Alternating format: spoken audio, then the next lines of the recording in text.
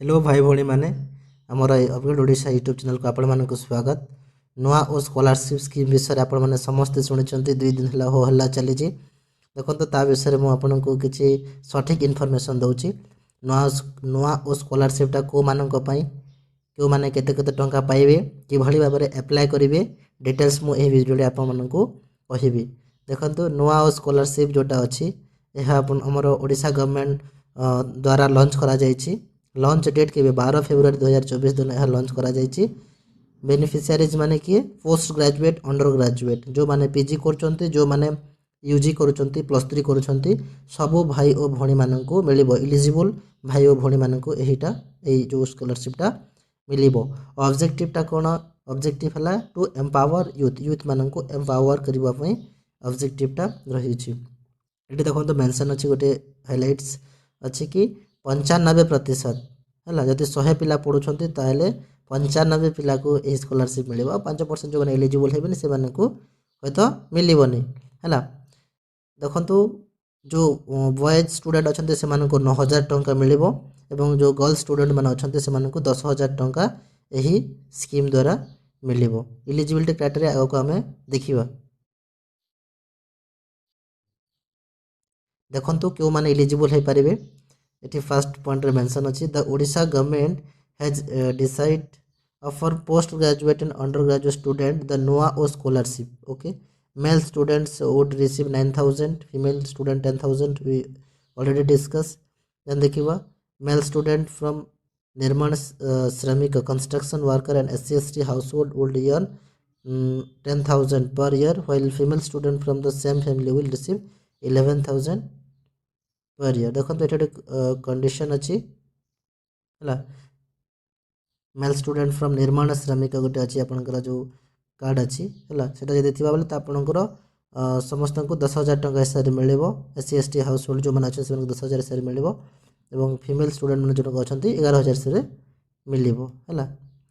जदि आप नॉर्मल जब एप्लाय कर आपंकर जो समस्त द्वारा से देखा ताल झील पाई 10,000 टंका पुआ पाई 9,000 टंका ये है। नेक्स्ट देखा eligibility criteria for Nua O scholarship. Following are the eligibility criteria for scholarship. Applicants will be resident of Odisha. देखो तो फर्स्ट पॉइंटा से स्टूडेंट ओडिशा होता कथा से जो स्टूडेंट एप्लाय कर माने +3 कि PG पढ़ुवा कथा। तापर कौन लिखाई the scholarship program will not be available to the children whose parents are government employ. देखो तो जो मानकर बापा माँ गवर्नमेंट सर्विस करुँच किंबा सरकार को इनकम टैक्स दौरान से पुआ कि झी स्कॉलरशिप रे भुक्त हो पारे ना अंतर्भुक्त नुहति बुझीगला सिंपली। देखो तो डॉक्यूमेंट कौन कौन रिक्वायर रही डॉक्यूमेंट सिंपली कहीदे आपंकर बैंक डिटेल्स सेकेंड है आधार कार्ड है आउ वेरिफिकेशन आपंकर कॉलेज कर्तृपक्ष द्वारा ही करा आपंकर गोटे फॉर्म अच्छी एप्लिकेशन फॉर्म आपको लास्ट देखेबी से एप्लिकेशन फॉर्म फिलअप करेंगे और निज कॉलेज रे सबमिट करेंगे। कॉलेज कर्तृपक्ष वेरीफाई करेंगे और वेरिफिकेशन जब ओके है आप सब जो सठिक अच्छी ताहले आपणकर यही मास सुधा ही आप सब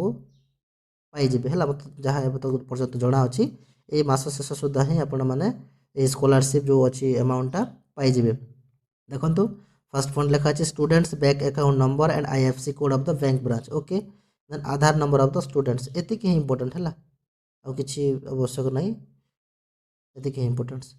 देखो तो चलो आपको जो को फॉर्म फिलअप करेंगे से फॉर्मटा मुझे देखा आपंकर कॉलेज वाले आपको इनफॉर्म करेंगे है कि मुझे आमर जो टेलीग्राम चैनल अच्छी अपग्रेड ओडिशा से टेलीग्राम चैनल रे अपलोड कर देछि से PDF टा डाउनलोड करने एवं आस मो PDF देखा। तो भाई भौणी मैंने यह सो एप्लिकेशन फॉर्मटा ये एप्लिकेशन फॉर्मटा फिलअप करेंगे और निज कॉलेज रे जाकि सबमिट करेंगे। यही गोटे 2 दिन भितर आपने सब पिला जानीजे सब कॉलेज रे आपको इनफॉर्म कर दिज्व है किसी कॉलेज पिला जानी पार ना यहाँ हूँ से PDF ये PDF टा कौ हिसाब से पाइबे ये PDF टा अपग्रेड ओडिशा बोलिक आमर जो टेलीग्राम चैनल अच्छे से टेलीग्राम चैनल में अपलोड कर देछि आपन जाके टेलीग्राम रे सर्च करनियंतु अपग्रेड ओडिशा और जो जो आसीबो ग्रुपटा से ग्रुप रे जॉइन होकर डाउनलोड करि पारिबे। आउ यह किभली भाव में फिलअप करेंगे तार भिडियो मैं अलरेडी कर सारी यही भिडियोर जो तले डेस्क्रिप्शन अच्छी तले लिंक अच्छी से लिंक क्लिक करूँ भिडियो देखी नियंतु एवं सठिक भाव में फिलअप करूँ କିଛି ବି ମିଷ୍ଟେକ୍ କରିବେନି ହେଲା। ଆଉ ଠିକ୍ ଅଛି, ଏଭଳିଆ ଅପଡ଼େଟ୍ ପାଇବା ପାଇଁ ଆମ ଚ୍ୟାନେଲ୍କୁ ସବସ୍କ୍ରାଇବ୍ କରି ରଖନ୍ତୁ। ଠିକ୍ ଅଛି, ରହୁଛି, ଧନ୍ୟବାଦ।